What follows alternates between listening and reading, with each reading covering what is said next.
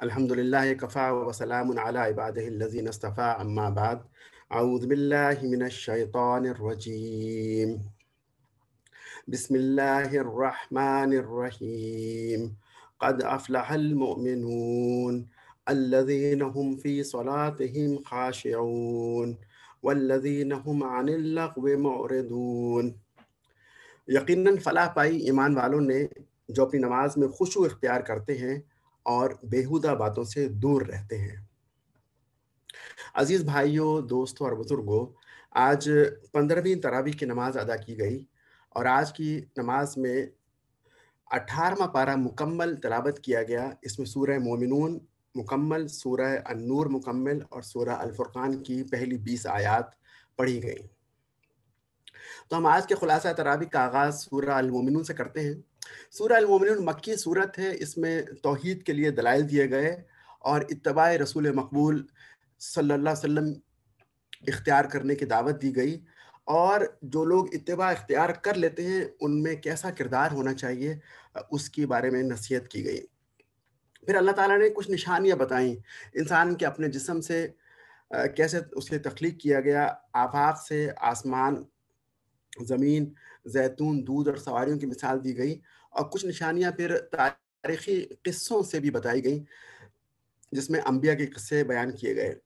انبیاء کے قصوں سے بتانا یہ مقصود ہے کہ پچھلے انبیاء پر بھی اعتراضات ہوئے، ان کی دعوت بھی یہی تھی جو اے نبی علیہ الصلوۃ والسلام آپ کی ہے، اور جن لوگوں نے دعوت کو قبول نہ کیا انہیں ہلاک کر دیا گیا۔ پھر مال اور دولت کے فتنے کا تھوڑا سا ذکر کیا گیا، بتایا گیا جو لوگ مالدار ہیں، کسی کا مالدار ہونا اس کے صحیح راستے پر یا راہ راست پر ہونے کی علامت نہیں ہے۔ سورہ المومنون یہ مکہ کے دور کشمکش کی صورت ہے۔ دور کشمکش 5 اور 6 ہجری میں اپنے عروج پر تھا۔ دور کشمکش میں مضبوط کردار کی ضرورت ہوتی ہے، اس لیے اس صورت کے آغاز میں کردار کو بہتر کرنے کے لیے ترغیب دی گئی۔ جب یہ پہلی 11 آیات نازل ہوئی تو نبی علیہ السلام نے سیدنا عمر سے فرمایا کہ جو ان صفات پر پورا اترے گا وہ جنت میں جائے گا۔ تو جنت میں جانے والوں کی وہ صفات کیا ہیں جن سے سورہ مومنون کا آغاز ہوتا ہے؟ فرمایا کہ الذین هم فی صلاتہم خاشعون، یہ اپنی نمازوں میں خشوع اختیار کرتے ہیں۔ خشوع ایک باطنی کیفیت کا نام ہے جو انکساری کی اور جھک جانے کے ساتھ ملزم ہے، اور یہ خشیت جب پیدا ہوتی ہے تو اس کا مطلب یہ ہوتا ہے کہ انسان نماز میں اس کا دل لگا ہوا ہے اور وہ پڑھے جانے والے الفاظ کے مفہوم کو سمجھ رہا ہے۔ نبی علیہ الصلوۃ والسلام نے دیکھا کہ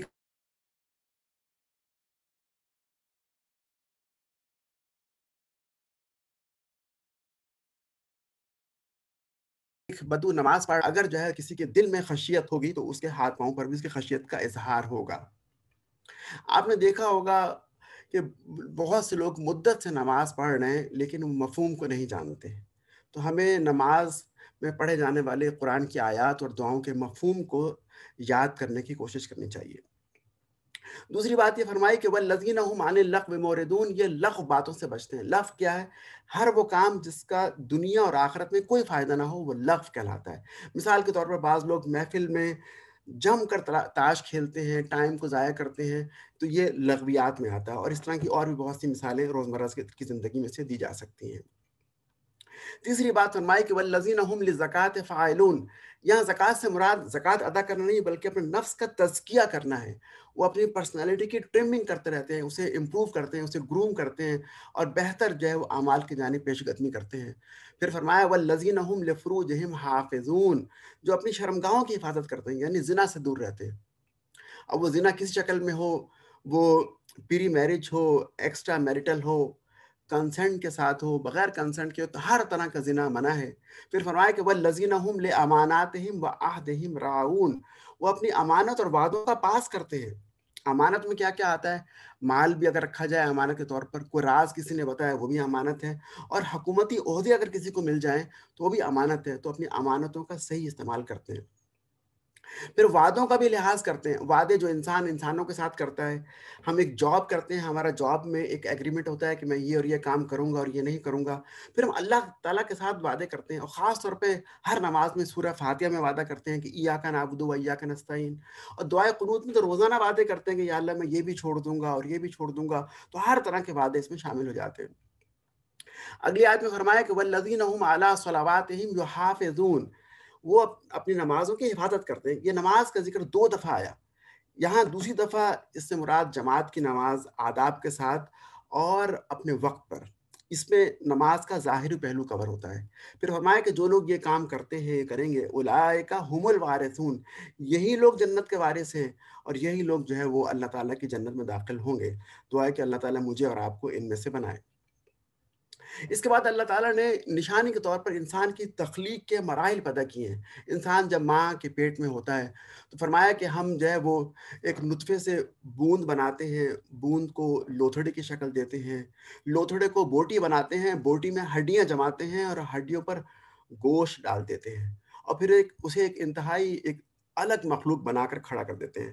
اللہ تعالیٰ احسن الخالقین، تمام خالقوں سے بڑھ کر بہترین خلق کرنے والا ہے۔ اب اس تخلیق کے فوراً بعد فرمایا کہ پھر تم کو ضرور مرنا ہے۔ یعنی یہ مت سمجھنا کہ تم پیدا ہو گئے، اللہ تعالیٰ کی خلاقی ہے اور اپنی زندگی اپنی مرضی سے گزار کے یہاں سے چلے جاؤ گے۔ فرمایا نہیں، بلکہ تمہیں قیامت کے روز ہمارے یہاں حاضر ہونا ہے، اور دنیا میں کیے گئے تمام اعمال کی جواب دہی نہ ہوگی۔ اسی اس آیت میں جو بیان کیا گیا تخلیق کے مراحل کو، اسے بخاری کی ایک حدیث میں بھی نبی اسلام نے کچھ مزید وضاحت سے بیان کیا۔ آپ نے فرمایا کہ ماں کے پیٹ میں 40 دن تک تو انسان نطفے کی شکل میں ہوتا ہے، پھر 40 دن علقہ بن جاتا ہے، لٹکا ہوا لوتھڑا جمع ہوا خون، اور پھر 40 دن مودغہ رہتا ہے، یعنی چبائی ہوئی بوٹی کی طرح، اور پھر 120 دن کے بعد اس میں روح ڈال دی جاتی ہے۔ اس سے پہلے بھی جان ہوتی ہے، لیکن پھر روح جو ہے آ کے اس جان میں شامل ہو جاتی ہے۔ انسان کی تخلیق کی نشانیاں بتانے کے بعد اللہ تعالیٰ نے 3 اور نشانیاں بتائیں۔ فرمایا ایک پانی بھی تمہارے لیے نشانی ہے، ہم آسمان سے ٹھیک ٹھیک اندازے کے مطابق پانی اتارتے ہیں، پھر زمین میں ٹھہرا دیتے ہیں، ہم اسے جس طرح چاہیں غائب بھی کر سکتے ہیں۔ اس پانی کے ذریعے تمہاری فصلیں اگتی ہیں، کھجور اور انگور کے باغات پیدا ہوتے ہیں، ان باغوں میں بہت سے لذیذ پھل بنتے ہیں جنہیں تم کھاتے ہو، اور تم اس سے اپنی روزی بھی حاصل کرتے ہو۔ دوسری نشانی زیتون کا درخت بھی ہم نے پیدا کیا جو طور سینا میں ہوتا ہے، یہ تیل لیے ہوئے اگتا ہے، اور کھانے والوں کی سالن بھی۔ پرانے زمانے میں اسی کا تیل نکال کے اور روٹی کے نوالے اس میں بھگو کر لوگ سالن کے طور پر استعمال کیا کرتے تھے، تو اس کا ذکر کیا۔ تو زیتون کا درخت بھی دراصل اللہ تعالیٰ کی نشانیوں میں سے ایک نشانی ہے۔ پھر مویشی تمہارے پاس ہیں، یہ بھی نشانی ہے، اور تمہارے لیے اس میں سبق ہے۔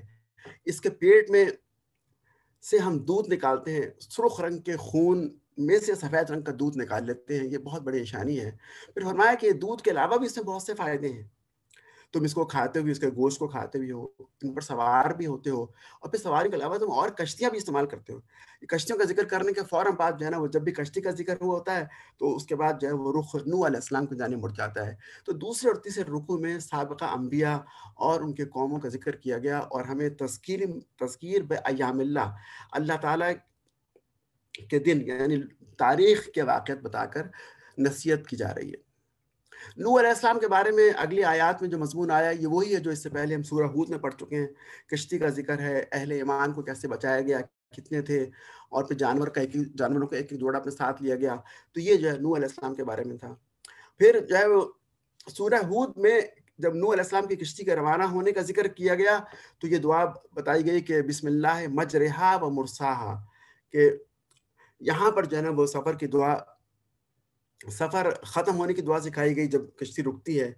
اور اگلی آیت سورہ مومنون میں فرمایا کہ وَقُلْ رَبِّ أَنزِلْنِي مُنزَلًا مُبَارَكًا وَأَنْتَ خَيْرُ الْمُنزِلِينَ، اور اے کہہ پروردگار مجھ کو برکت والی جگہ اتار، اور تو بہترین جگہ دینے والا ہے۔ اگر آپ احادیث میں سفر کی دعاؤں کا مطالعہ کریں تو مختلف مواقع پر سواری پر چڑھتے وقت اور پوری طرح بیٹھنے کے بعد، پھر شہر کے پاس پہنچنے پر، شہر میں داخل ہونے پر مختلف دعائیں ہیں جو کہ ہمیں صبر کے موقع میں اپنے پیش نظر رکھنی چاہیے۔ نوح علیہ السلام کا ذکر کرنے کے بعد اور بہت سی قوموں کا ذکر تیسرے رکوع میں کیا، لیکن انبیاء کا نام نہیں لیا، لیکن یہ بتایا کہ وہ بھی قریش مکہ کی طرح آخرت کی زندگی کو ناممکن سمجھتے تھے۔ ان گزشتہ قوموں کے سرداروں نے مکہ کے سرداروں کی طرح آخرت کی پیشی کو جھٹلایا اور بہت سے اعتراضات جڑ دیے۔ وہ کہتے تھے کہ یہ شخص نبی علیہ الصلوۃ والسلام ایک بشر ہے، ایک عام انسان ہے، تم ہی جیسا جو کچھ تم کھاتے ہو وہی یہ بھی کھاتا ہے، جو کچھ تم پیتے ہو وہ بھی یہی پیتا ہے، تو یہ شخص جو ہماری طرح ہے تو نبی کیسے ہو سکتا ہے؟ ایک اعتراض تو یہ کیا۔ دوسرا اعتراض، سرداران نے اپنی قوم سے کہا کہ اگر تم اپنے جیسے انسان کی اطاعت قبول کر لو گے تو گھاٹوں میں پڑ جاؤ گے، تو دیکھو اپنے جیسے انسان کی اطاعت قبول نہ کرو، یہ دوسری بات کہی۔ تیسری بات سرداران نے کہی کہ یہ رسول کہتا ہے صلی اللہ علیہ وسلم کہ جب تم مر کر مٹی ہو جاؤ گے اور ہڈیوں کا پنجر بن جاؤ گے تو پھر قبروں سے نکالے جاؤ گے، ایسا ممکن ہے ہاتھ لما تو عدون، یہ تو ناممکن ہے، یہ عقل سے بعید تر ہے، اور یہ وعدہ تم سے کیا جا رہا ہے یہ تو ہونے والا نہیں ہے۔ اور پھر وہ کہتے تھے کہ زندگی کچھ بھی نہیں، بس یہ دنیا کی زندگی ہے، یہی ہم کو مرنا اور جینا ہے، اور ہم ہرگز اٹھائے جانے والے نہیں ہیں۔ اس کے بعد پیغمبر اللہ تعالیٰ سے شکایت کرتے ہیں کہ قال رب انصرنی بما کذبون، اے اللہ ان لوگوں نے مجھے جھٹلا دیا، تو میری مدد کر۔ آخرکار ٹھیک ٹھیک حق کے مطابق اللہ تعالیٰ فرماتے ہیں کہ ہنگامہ عظیم نے ان کو آ لیا اور ہم نے ان کو کچرا بنا کر پھینک دیا۔ پھر اللہ تعالیٰ فرماتے ہیں کہ ہم نے ثم ارسلنا رسلنا تترا، ہم نے پے در پے رسول بھیجے، مستقل رسول بھیجتے گئے۔ جب کسی امت کے پاس اس کا پیغمبر آتا تھا تو اسے جھٹلاتے تھے، اور ہم بھی اس قوم کو پھر ہلاک کر دیا کرتے اور ان پر عذاب لاتے اور ان کے افسانے بنا دیتے۔ اس کے بعد اللہ تعالیٰ نے موسیٰ علیہ السلام، ان کے بھائی ہارون اور عیسیٰ ابن مریم کو اپنی نشانیاں دے کر بھیجا۔ ہر نبی نے ایمانیات ثلاثہ، توحید، رسالت اور آخرت کی دعوت دی، اور اس کے علاوہ اپنے زمانے کے کرنٹ ایشوز کو بھی ایڈریس کیا۔ مثال کے طور پر نوح علیہ السلام کے زمانے میں طبقاتی نظام تھا، امیر اور غریب کا فرق پیدا ہو گیا تھا، اسے ایڈریس کیا گیا۔ لوط علیہ السلام کے زمانے میں ہومو سیکشولیٹی عام تھی تو اسے ایڈریس کیا گیا۔ فرعون کے زمانے میں جادو تھا اور فرعون جو خود خدا بنا ہوا تھا تو اسے ایڈریس کیا گیا۔ تو ہر اہم مسئلے کو جو کہ اس وقت کسی قوم میں پریویل کرتا ہے اسے بھی نبی ایڈریس کرتے ہیں۔ گویا کہ نبی کی دعوت ایک اصلاحی دعوت بھی ہوتی ہے، تبلیغ میں ایمانیات کی بات بھی کرتے ہیں اور معاشرے میں اصلاح کی کوشش بھی کرتے ہیں۔ ایک اور بات جو ہے وہ اللہ تعالیٰ نے ان آیات کے فوراً بعد فرمائی کہ ہم نے ہر رسول سے کہا، کیا کہا؟ یا ایھا الرسول کلوا من الطیبات واعملوا صالحا، اے رسولو تم پاکیزہ کھانا کھاؤ اور اچھے عمل کرو۔ یہ دین کی پوری تعلیمات کا خلاصہ اور نچوڑ ہے کہ انسان اگر رزق حلال کھائے اور نیک عمل کرے تو یہ دین میں مطلوب ہے، اور یہ ہر نبی کی دعوت کا حصہ رہا ہے۔ پھر انبیاء کی زبان سے کہلوایا کہ ہم جو ہے لوگوں کو ایک امت بناتے رہے، اللہ سے ڈراتے رہے، لیکن بعد میں کیا ہوا؟ اللہ تعالیٰ فرماتے ہیں کہ لوگوں نے اپنے دین کو آپس میں ٹکڑے ٹکڑے کر لیا، ہر گروہ کے پاس جو کچھ ہے وہ اسی میں مگن ہے، کوئی عیسائی بنا ہوا ہے، کوئی یہودی، اور کوئی ستارہ پرست، کوئی کچھ اور۔ تو اللہ تعالیٰ فرما رہے ہیں تو بس ٹھیک ہے، تم ان کو ایک مدت تک ان کی غفلت میں رہنے دو، اور پھر اس کے بعد حساب لینے کے لیے ہم کافی ہیں۔ چوتھے رکوع میں اللہ تعالیٰ نے ایمان والوں اور غافل لوگوں کی صفات کا مقابلہ کیا ہے۔ ایمان والوں کے بارے میں فرمایا کہ یہ لوگ ایمان صالح کرنے کے باوجود اللہ تعالیٰ سے ڈرتے رہتے ہیں، اس کے ساتھ کسی کو شریک نہیں کرتے۔ یہی لوگ ہیں جو کہ نیکیوں میں جلدی کرتے اور آگے نکل جاتے ہیں۔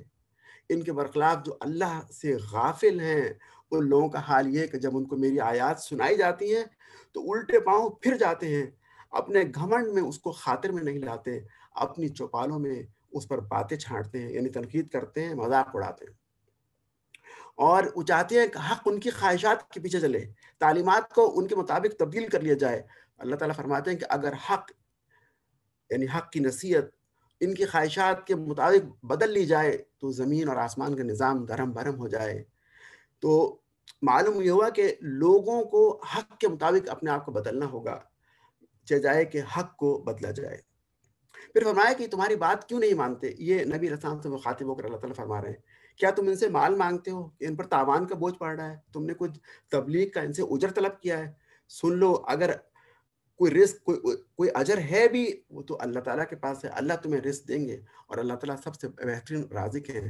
اے محمد تم اپنے آپ تو مطمئن رہو صلی اللہ علیہ وسلم کہ تم سیدھے راستے پر ہو اور لوگوں کو سیدھے راستے کی جانب بلا رہے ہو، لیکن یہی لوگ راہ راست سے ہٹ کر چلنا چاہتے ہیں، تو اس میں آپ کا قصور نہیں ہے۔ سورہ مومنون کے آخری رکوع میں رسول اکرم صلی اللہ علیہ وسلم کو دعا سکھائی گئی جس میں عذاب سے بچنے اور شیطان سے بچنے کے لیے دعا کرنے کا کہا گیا۔ فرمایا کہ اے پروردگار، جس عذاب کی ان کو دھمکی دی جا رہی ہے، اگر وہ میری موجودگی میں آ جائے، یعنی نبی علیہ السلام کی زندگی میں آ جائے، تو مجھے ان ظالم لوگوں میں شامل نہ کیجیے گا۔ یہ دراصل آپ کی وساطت سے پوری امت کو عذاب سے بچنے کی دعا کرنے کی تلقین کی جا رہی ہے۔ پھر فرمایا کہ اے پروردگار، میں شیطان کی اکساہٹوں سے تیری پناہ مانگتا ہوں کہ خدا شیطان میرے دل میں وسوسہ ڈال دے اور مجھے غلط راستے کی جانب لے جائے۔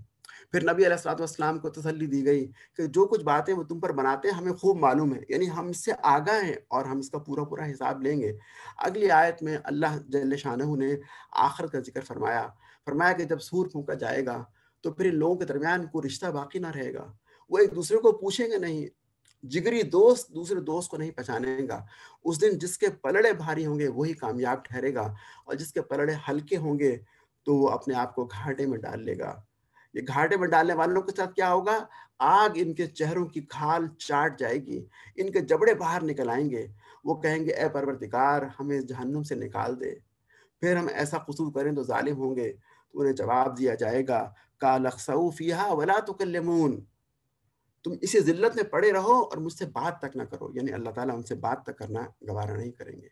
سورہ مبارکہ کے آخر میں اللہ تعالیٰ نے فرمایا کہ افحسبتم انما خلقناکم عبثا وانکم الینا لا ترجعون، کیا تم نے یہ سمجھ رکھا تھا کہ ہم نے تمہیں یوں ہی بیکار پیدا کیا ہے اور تمہیں ہماری طرف کبھی پلٹ کر نہیں آنا؟ یقیناً ہم نے تمہیں بیکار پیدا نہیں کیا تھا، بلکہ تمہیں ہماری جانب بھی پلٹ کر آنا تھا۔ جب انسان دنیا میں رہتا ہے تو اسے گناہ بھی ہوتے ہیں، نیکیں بھی ہوتی ہیں، تو اسے یہ دعا سکھائی گئی کہ موت سے پہلے پہلے اپنے گناہوں کی توبہ کر لو۔ فرمایا کہ قُل رب اغفر وارحم وانت خیر الراحمین، اے اللہ تو میرے گناہوں سے درگزر فرما، مجھ پہ رحم فرما، تو تمام رحم کرنے والوں سے اچھا رحمان ہے۔ سورہ المومنون یہاں ختم ہوتی ہے۔ اس صورت میں توحید کا دلائل دیے گئے، اتباع رسول کی دعوت دی گئی، اور جھنجھوڑنے والے سوالیہ انداز میں آخرت کے بارے میں کفار مکہ کو غور و فکر کی دعوت دی گئی۔ اس کے بعد اگلی سورہ سورہ نور ہے۔ جب سورہ نور نازل ہوئی تو اس وقت حالات کیا تھے مدینے میں؟ یہ غزوہ احزاب 5 ہجری میں ہوئی اور غزوہ بنی مستلق 6 ہجری میں ہوئی۔ ہر وقت مدینے پر مخالفین کے حملے کا خطرہ رہتا تھا، لوگ ہتھیار بند ہو کر سوتے تھے، ذرا سی آواز پر لوگ چوکنا ہو جایا کرتے تھے۔ تو یہ بہت ٹینشن کا زمانہ تھا اور یہ کشمکش کا بھی زمانہ تھا۔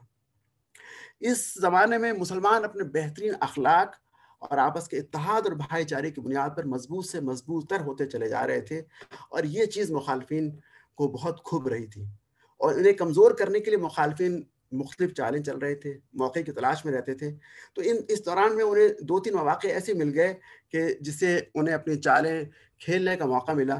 ایک تو موقع یہ ہوا کہ جب حضرت زید رضی اللہ تعالیٰ عنہ نے اپنی بیوی کو طلاق دے دی، ان کے آپس میں نہیں نبی، تو اللہ کے حکم پر رسول اکرم صلی اللہ علیہ وسلم نے اپنے منہ بولے بیٹے زید کی متعلقہ بیوی سے نکاح کر لیا۔ اس پر جو ہے وہ مخالفین نے ہنگامہ برپا کرنے کی کوشش کی۔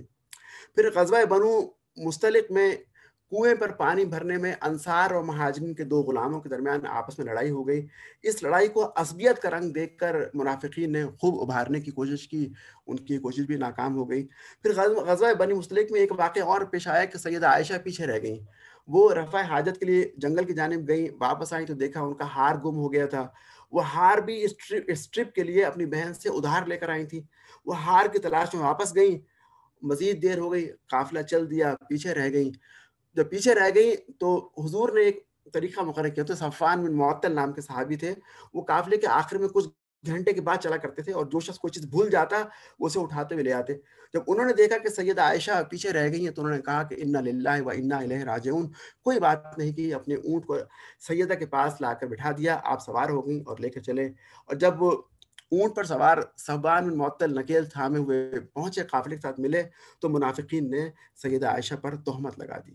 تو یہ واقعات ہوئے، ان واقعات میں اس صورت میں کلام کیا گیا ہے۔ اس صورت کا مرکزی مضمون یہ ہے کہ بے حیائی اور فحاشی کو روکا جائے اور معاشرے کو پاکیزہ بنانے کے لیے عملی اقدامات کیے جائیں، اس بارے میں ہدایات دی گئیں اور احکامات دیے گئے۔ اسی صورت میں سیدہ عائشہ رضی اللہ تعالیٰ عنہا کی برات کا اعلان کیا گیا۔ اسی صورت میں گھر کے اندر کے پردے کے احکامات دیے گئے۔ پردہ 2 طرح کا ہوتا ہے، گھر کے باہر کا پردہ، گھر کے اندر کا محفوظ مقام کا پردہ۔ گھر کے باہر کے پردے کے احکامات سورہ احزاب میں آ چکے تھے، اور یہاں پر سورہ نور میں گھر کے اندر جو پردہ خواتین کو کرنا چاہیے اس کے بارے میں تعلیمات دی گئی۔ تو سورت کا آغاز ہوتا ہے سورۃ انزلناها وفرضناها وانزلنا فیها آیات بینات لعلکم تذکرون. یہ ایک عظیم صورت ہے، یعنی بڑی اہم صورت ہے جسے ہم نے نازل کیا. اہم اس لحاظ سے کہ اس میں بہت سے احکامات ہیں آئلی قوانین کے بارے میں، خاندانی نظام کے بارے میں. اس لیے سیدنا عمر فرمایا کرتے تھے کہ تمام خواتین کو سورہ نور اچھے طریقے سے پڑھنی چاہیے، کیونکہ اس میں ان کے متعلق بہت سی باتیں بیان کی گئی ہیں. تو فرمایا کہ ہم نے اس میں صاف صاف ہدایت نازل کی ہے، شاید کہ تم نصیحت حاصل کرو.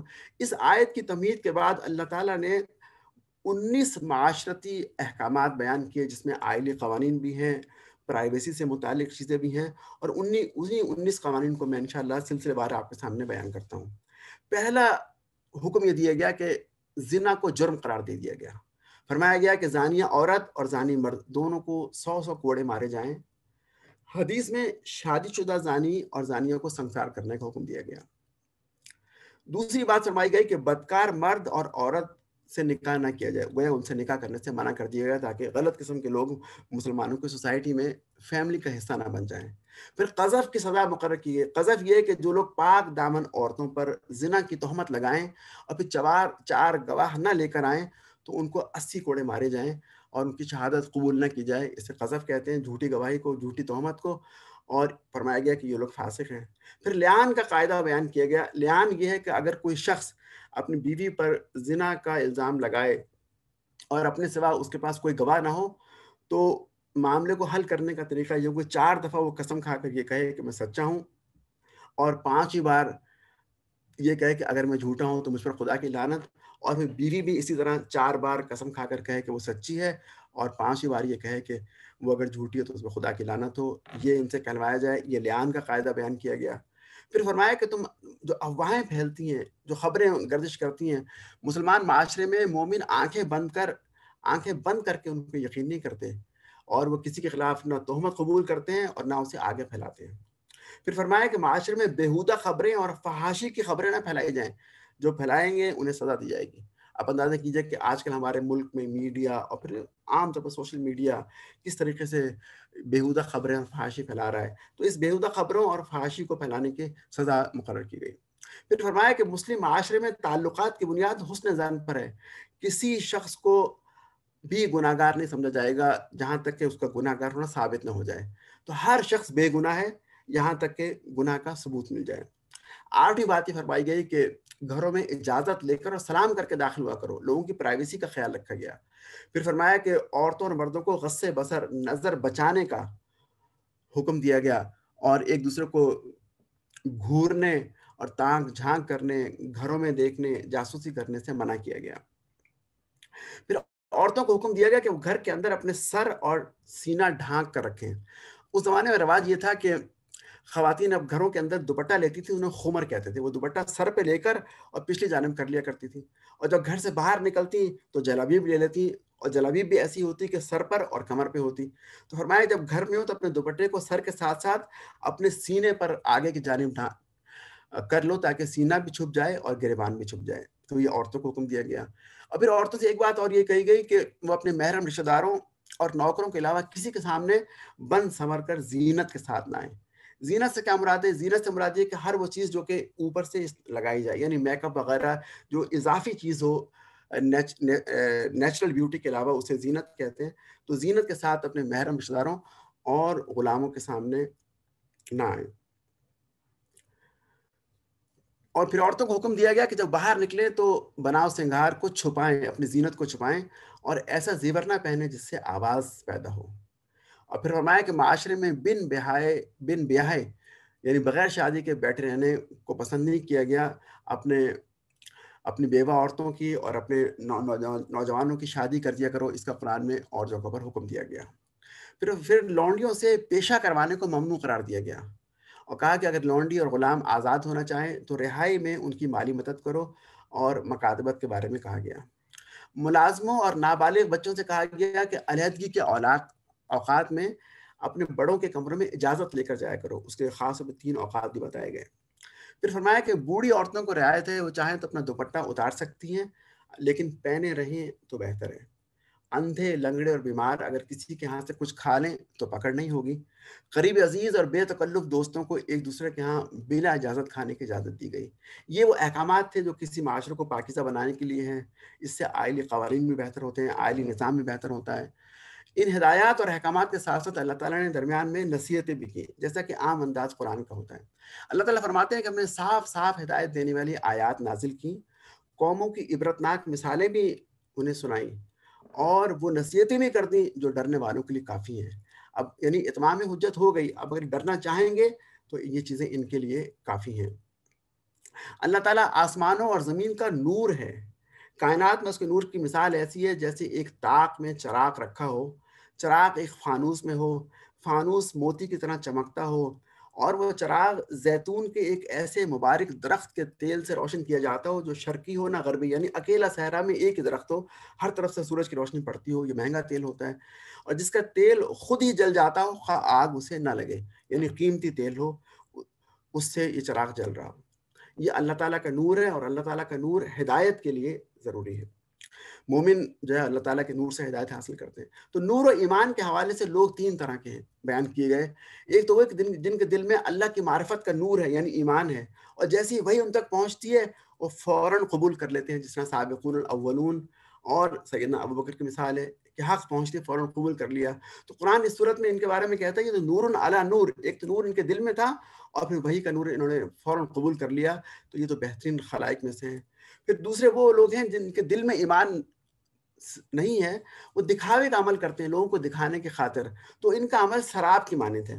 والذین کفروا اعمالهم کسراب، تو ان کے اعمال جو ہے سراب کی طرح ہیں۔ اس کا تذکرہ آگے آ جائے گا۔ اور پھر تیسرے وہ لوگ ہیں جن کے دل میں ایمان نہیں ہے اور عمل بھی نہیں ہے، نہ ایمان ہے نہ عمل نہیں، پکے کافر ہیں۔ او کظلمات فی البحر، اور یہ ایسے ہیں جس طرح کہ سمندر کے اندر گہرا اندھیرا۔ ان تین گروپس کی مزید وضاحت بھی اگلی آیات میں کی گئی۔ اللہ تعالیٰ کے نور سے ہدایت پانے والوں کو تجارت نہ اللہ کی یاد سے غافل کرتی ہے، نہ نماز سے غافل کرتی ہے، نہ زکوٰۃ سے، ان کی خصوصیت بتائی گئی۔ لیکن اس کے باوجود وہ ڈرتے رہتے ہیں اس دن سے کہ جس دن دل الٹ جائیں گے اور دیدے پتھرا جائیں گے۔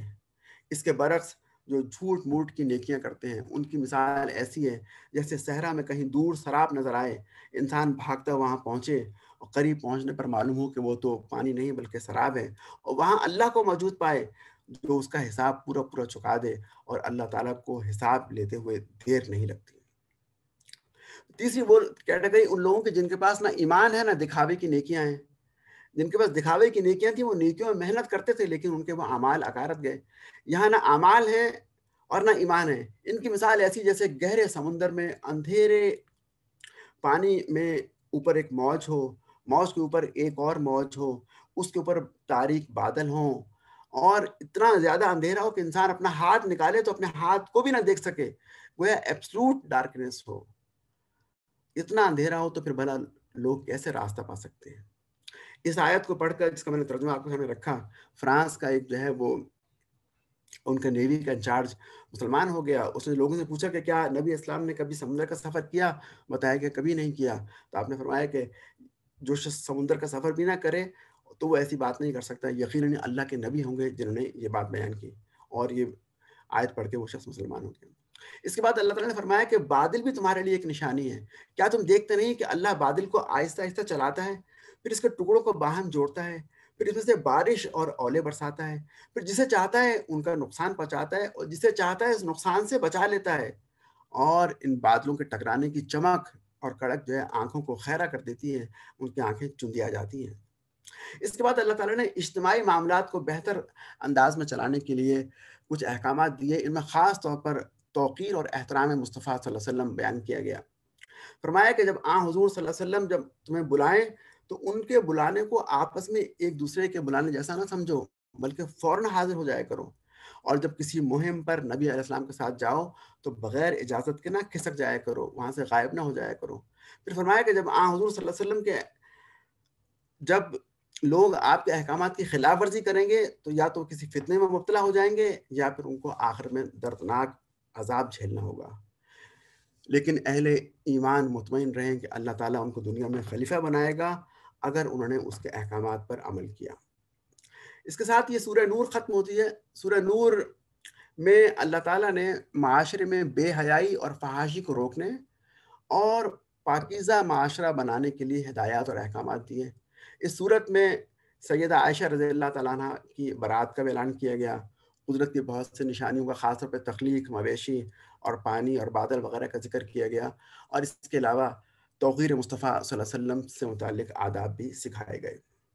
اگلی سورہ سورہ الفرقان ہے، جس کی آج 20 آیات تلاوت کی گئیں۔ یہ سورت بھی مکہ کے درمیانی دور کی سورت ہے۔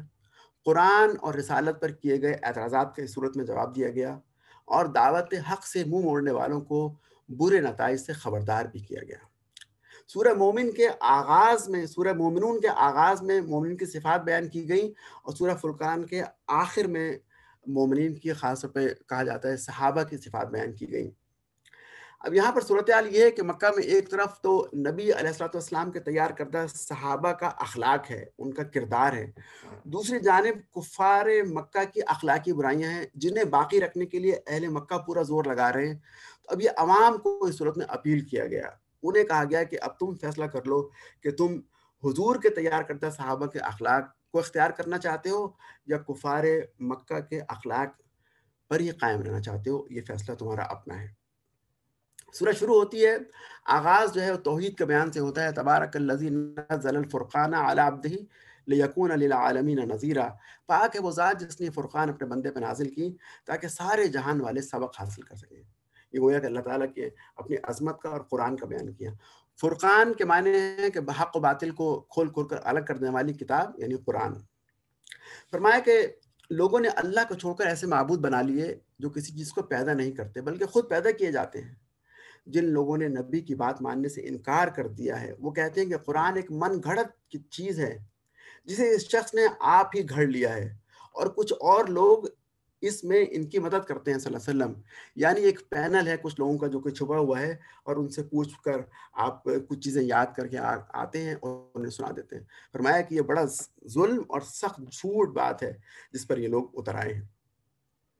اور پھر کفار مکہ اعتراضات کیا کرتے تھے، وہ کہتے تھے کہ کیسا رسول ہے جو کھانا کھاتا اور بازاروں میں چلتا پھرتا ہے، کیوں نہ اس کے پاس کوئی فرشتہ بھیجا گیا ہوتا جو اس کے ساتھ رہتا اور نہ ماننے والوں کو ڈراتا، یا کوئی خزانہ اس کے ساتھ اتار دیا جاتا، یا اس وادی غیر ذی زرع مکہ جہاں پر کوئی فصل نہیں اگتی وہاں پر کوئی باغ پیدا ہو جاتا اور باغ میں سے یہ کھانا کھاتا۔ تو یہ چیزیں کیوں نہیں آئی، یہ اعتراض کیا کرتے تھے۔ اللہ تعالیٰ فرماتے ہیں کہ یہ لوگ جو کہ میرے رسول کو جھٹلا رہے ہیں اور ان کی دعوت کو قبول نہیں کر رہے، یہ لوگ دراصل قیامت کو جھٹلا رہے ہیں، اور ہم نے ان کے لیے قیامت میں بھڑکتی ہوئی آگ تیار کر رکھی ہے، اور جب یہ دوزخ کی کسی تنگ اور تاریک جگہ میں ڈالے جائیں گے تو وہاں موت کو پکاریں گے، تو پھر ان سے کہا جائے گا کہ آج ایک موت کو نہیں بہت سی موتوں کو پکارو، آج تمہیں موت آنے والی نہیں۔ ایک جانب تو یہ جہنم کا منظر ہے، اور دوسری جانب جنت کا منظر ہے۔ ان سے پوچھو یہ انجام جہنم والا اچھا ہے یا وہ جنت جس کا پرہیزگاروں سے وعدہ کیا گیا ہے؟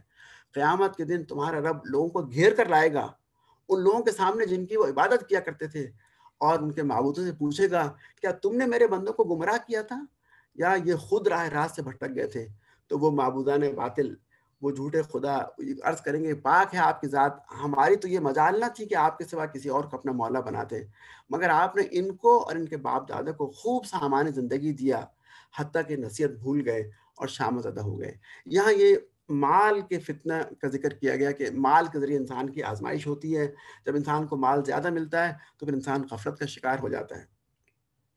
پھر اللہ تعالیٰ فرماتے ہیں کہ جتنے پیغمبر بھی ہم نے بھیجے سب کھانا کھاتے تھے، بازاروں میں چلتے تھے، اس لیے تمہارا یہ اعتراض ویلڈ نہیں ہے، یہ تو اللہ کی ہمیشہ سنت رہی ہے کہ وہ انسانوں ہی کو پیغمبر بنا کے بھیجتے ہیں، اور ہم یہ اس لیے کرتے ہیں ہم تمہیں ایک دوسرے کو آزمائیں، اور ہم نے تمہیں ایک دوسرے کے لیے آزمائش بنایا ہے، تو کیا تم صبر کرو گے؟ اگر تم صبر کرو گے تو تمہارا پروردگار تمہیں دیکھنے والا ہے اور تمہیں اس کا بہترین اجر دے گا۔ یہاں پر پہلی آیات جو سورہ الفرقان کی آج تلاوت کی گئی اس کا خلاصہ ختم ہوتا ہے۔ دعا انشاءاللہ کل سورہ فرقان کو مکمل کریں گے۔ دعا ہے کہ اللہ تعالیٰ ہمیں قرآن کو پڑھنے، سمجھنے اور اس پر عمل کرنے کی توفیق عطا فرمائے۔ وآخر دعوانا ان الحمد للہ رب العالمین والصلاۃ والسلام علی رسولہ الکریم۔